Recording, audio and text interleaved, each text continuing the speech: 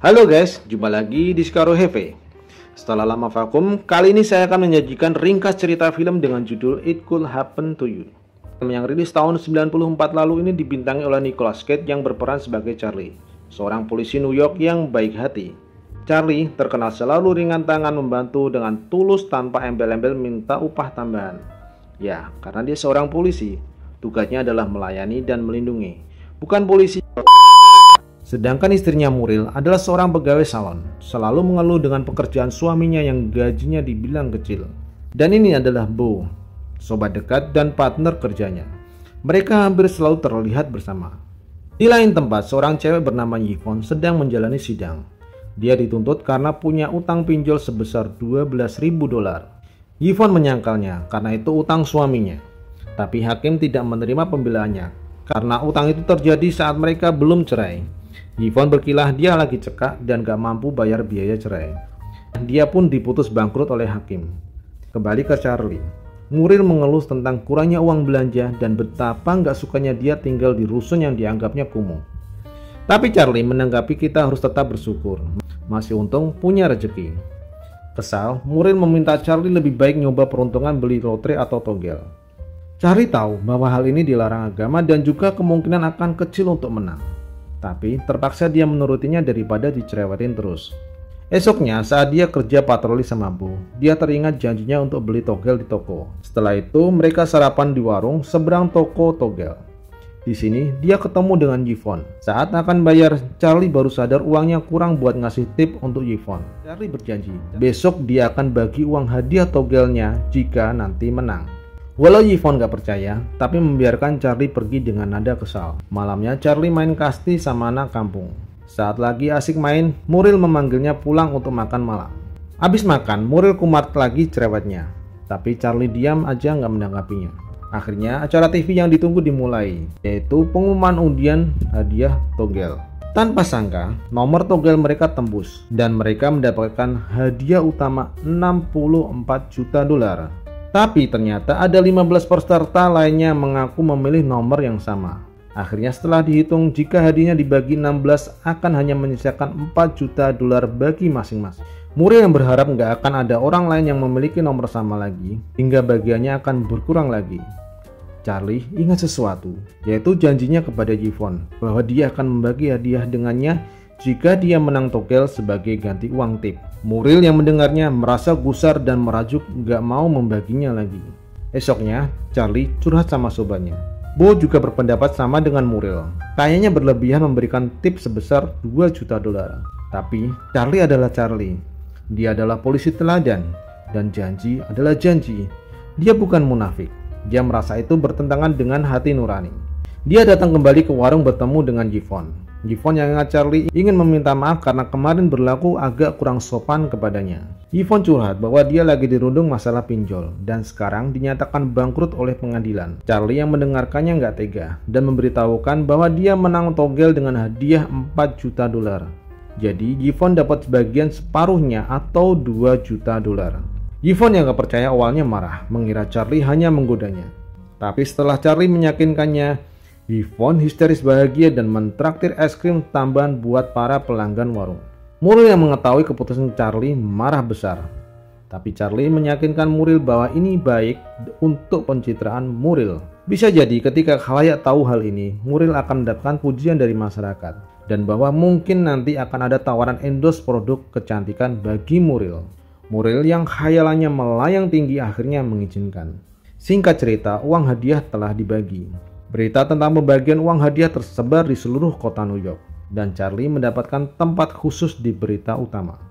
Dengan adanya uang, Muriel dengan semua angan-angan dapat memuaskan diri untuk berbelanja sepuas hati. Tapi sifat pelitnya nggak berubah. Muriel marah ketika Charlie memberi uang kepada pengemis. Saat keluar mall dengan memakai jubah bulu binatang dan pakaian-pakaian mahal lainnya, tak disangka dia mendapatkan guyuran cat merah oleh kelompok aktivis pencipta binatang yang sedang melakukan aksi. Sebaliknya dengan Yvonne, walau sekarang dia sudah memiliki banyak uang, gaya hidup Yvonne gak banyak berubah. Masih mau belanja di toko biasa dan gak foya-foya. Tenar karena uang menang undian, banyak orang mendekati kembali hidupnya. Bahkan suaminya, Eddie, mulai mendekati lagi. Tapi Yvonne mengacukannya karena dia tahu mereka mendekat karena menginginkan uangnya. Charlie yang sedang patroli sama Bo curhat bahwa orang-orang di sekitarnya melihatnya berbeda. Padahal dia merasa nggak ada perubahan pada dirinya. Sampai di suatu toko dia mampir mau beli mizon. Saat masuk toko, Charlie merasa ada keanehan setelah yakin bahwa memang terjadi perampokan. Charlie pura-pura pergi setelah mendapatkan minuman. Di luar dia ngasih tahu Bo tentang situasi di dalam toko dan meminta Bo memanggil bantuan. Sedangkan Charlie putar arah lewat pintu belakang toko. Di dalam toko, istri pemilik toko yang melihat Charlie dari CCTV pura-pura pingsan dan membuat suasana gaduh. Memanfaatkan kegaduhan, Charlie melumpuhkan kedua perampok dan semuanya selesai tanpa ada korban. Hanya saja, Charlie mendapat luka tembak di lengan. Aksi Charlie mendapatkan penghargaan dari wali kota New York. Dalam kata sambutan, Charlie menyatakan akan libur dulu selama pemulihan dan akan menyumbang sebesar $10.000 untuk yayasan janda polisi. Muriel pun terlihat kesal. Suatu hari Charlie mendapati rusuhnya berantakan karena pengerjaan renovasi. Muriel juga mengenalkan seorang akuntan yang akan mengelola uangnya. Muriel menyatakan ingin pindah. Dengan memperbaikinya, dia berharap bisa menjualnya dengan harga yang lebih mahal. Tapi Charlie nggak pengen pindah dan menanyakan di mana kursi kesayangannya. Muriel dengan sinis mengatakan telah membuangnya karena Muriel kesal dengan sikap dermawan Charlie. Adapun Yvonne sekarang telah membeli warung tempat dia bekerja. Sekarang dia bisa bekerja tanpa risih diomelin oleh bosnya. Bo, sobat Charlie, tidak terlewat dari kebaikan Charlie mendapatkan tiket New York Knicks selama 1 musim. Sementara Yvonne dan Charlie memakai uang mereka untuk menyenangkan tetangga dan orang-orang sekitarnya, Muriel lebih suka untuk foya-foya sendiri. Suatu ketika mereka mendapatkan undangan pesta di kapal pesiar bagi para pemenang togel. Charlie melihat Yvonne yang baru turun dari taksi saat Muriel yang sedang sibuk mendamarkan tawaran investasi. Charlie turun dari kapal menyambut Yvonne. Tapi tiba-tiba kapal pergi berangkat meninggalkan mereka berdua. Mereka pun memutuskan pergi makan malam di resto dekat dermaga. Mereka saling tukar cerita tentang latar belakang masing-masing, tentang keluarga, dan bahkan hingga masalah rumah tangga. Saat kapal tiba, Yvonne pamit pulang dan meminta untuk bisa ketemu besok lagi. Charlie menyanggupinya. Setelah itu, Charlie menjemput istrinya yang lagi genit sama Jack, si pengusaha investasi. Besoknya, Charlie dan Yvonne bertemu kembali di taman dan main sepatu roda. Setelah puas main, Charlie mengajak Yvonne menraktir semua penumpang kereta tiket gratis. Besoknya, mereka bersama Bo menyewa stadion buat main bareng sama anak-anak. Tapi aksi mereka bagi besar dan diliput koran lokal. Muriel yang membacanya marah ke Charlie karena menghamburkan uangnya untuk acara nyumbang ya jelas. Muriel juga merasa Charlie seperti main serong dengan Yvonne, sehingga akhirnya dia meminta cerai. Sedangkan Yvonne mendapati Eddie kembali pulang dan meminta uang modal untuk membuka restoran sebesar $50.000. Kesal dengan permintaan Eddie, Yvonne meninggalkan rumahnya dan mengancam Eddie jika dia nggak pergi dari rumah saat Yvonne pulang, maka dia akan lapor polisi. Yvonne pun pergi ngungsi menginap di hotel. Tanpa sangka, di sini Charlie yang juga diusir oleh Muriel datang dengan maksud yang sama. Besok paginya saat akan keluar dari hotel, mereka telah ditunggu oleh sekelompok wartawan infotainment yang kepo tentang hubungan keduanya. Charlie menemui pengacara Muriel dan membahas harta gono gini. Charlie yang gak mau ribet menyatakan mau membagi rata dengan Muriel uang bagian mereka. Tapi ternyata Muriel dengan serakah menyatakan mau semuanya, bahkan juga meminta bagian yang telah diberikan kepada Yvonne. Charlie meradang dan mengatakan jangan bawa-bawa masalah bagian Yvonne, karena itu sudah menjadi hak Yvonne. Pertemuan itu menemui jalan buntu dan akhirnya masuk ke persidangan. Di persidangan, Charlie dan Yvonne yang polos dihajar habis-habisan oleh pengacara Muriel. Mereka nggak bisa mengelak bahwa mereka memiliki hubungan spesial, dan Yvonne dianggap memanfaatkan Charlie untuk mendapatkan uang yang saat itu Yvonne dianggap bangkrut oleh pengadilan atas kasus pinjol. Singkat kata, mereka kalah dengan putusan. Muriel akan mendapatkan seluruh bagian hadiah togel termasuk yang diberikan kepada Yvonne. Yvonne yang kecewa dan sedih karena merasa gara-gara dia, Charlie yang dianggapnya orang baik harus kehilangan semuanya. Charlie yang sudah jatuh hati dengan Yvonne mencarinya hingga malam dan menemukannya di warung. Yvonne menolak Charlie untuk mendekatinya lagi. Dia nggak mau Charlie menjadi lebih terluka dengan semua pemberitaan miring koran gosip. Charlie menegaskan dia nggak peduli dengan gosip, kehilangan uang dan semua hal itu. Charlie hanya nggak mau kehilangan Yvonne. merasa terharu dengan curahan hati Charlie. Hati Yvonne luluh dan memeluknya.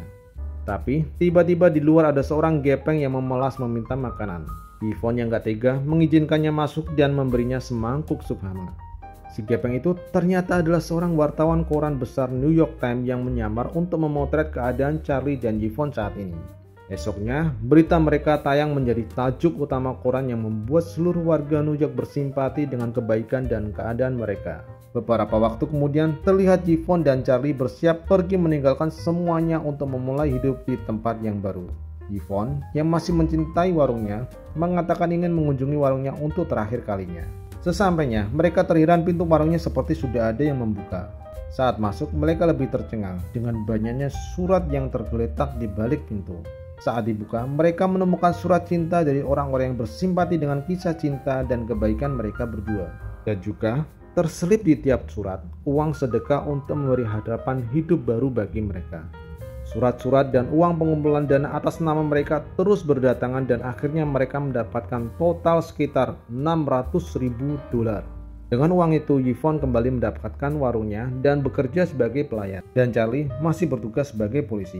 Mereka terus menebarkan kebaikan dan menjadi panutan bagi seluruh khalayak. Adapun Morel menikah dengan Jack, si pengusaha investasi yang ternyata menipu. Morel ditinggalkan Jack kabur dengan membawa seluruh uangnya. Akhirnya, Morel kembali ke awal lagi sebagai pelayan salon. Sedangkan si Eddie, mantan Yvonne, menjadi sopir taksi. Dan yang terpenting, Yvonne dan Charlie akhirnya menikah. Selesai.